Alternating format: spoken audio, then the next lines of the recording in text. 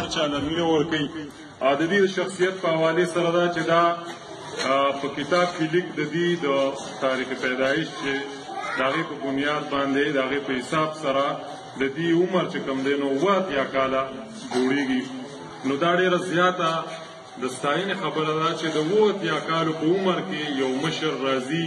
زما نه مخکې زما ملګرو مهرندې شکبروفي نورو ملګرو خبره وکړه د پښتو په حوالې سره. نو د داسې ژبې چې هغه محرومه ژبه ده، هغه ځپلې شوې ژبه ده، او زمونږ د 80 کالو یو مشر په داسې عمر کې هغه راځي او هغه دومره په مینه محبت سره د پښتو مینوالو ته دغه خپل شعرونه چې هغې دغه 80 کاله په عمر کې ځای په ځای ویلي لیکلي دي، هغه په کتابي شکل کې پښتو ادب ته سپاري. سره د دې چې زمونږ د پښتو چې کومه ژبه ده نو دا د آمدن ذریعه نه ده، په نورو ژبو باندې بلا آمدن کېږي او بلا چې کوم دی نو خلکو ته سهولتونه یې، خو زمونږ د بدقسمتۍ نه داسې ژبه ده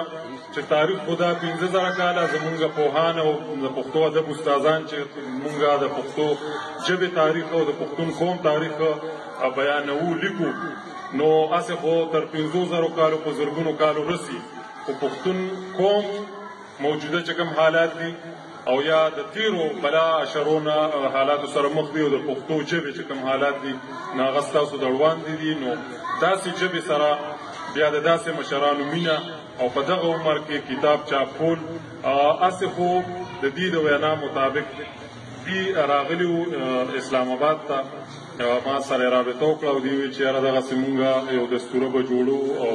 او ته به خامخا حاضرېږې او زه به درځم تاسو سره د دعوت دپاره. نو ما خو دې منې کړه او د هغې نه علاوه ما چې یاره زه به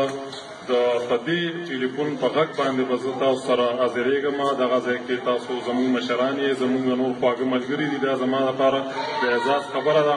خو د دې مینه وه دې راغلل او بیا چې دې په هغه ملاقات کې کومې تاریخي خبرې په دغه ولسي ادب په حوالې سره خصوصا چې د علي حیدر جوشي صاحب یو ډېره لویه نامه ده، نو دا د جوشي صاحب عبدالواحد ټیکهدار صاحب د هغې ډېر زیات نږدې پاتې شوي د هغې په محفلونو کې. نو ما خو بیا دا سوچ کوو چې دا کومې خبرې کوم تاریخ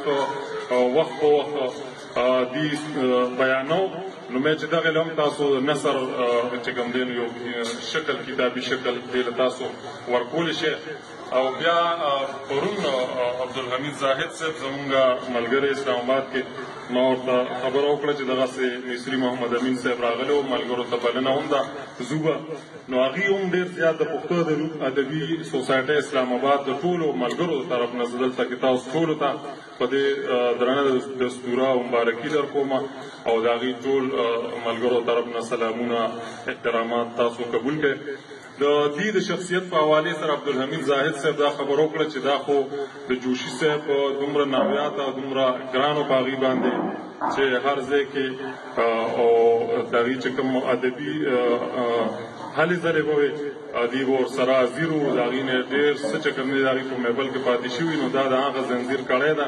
نو د ښاغلي مشر په حوالې سره یو څو شعرونه تاسو ته وړاندې کوم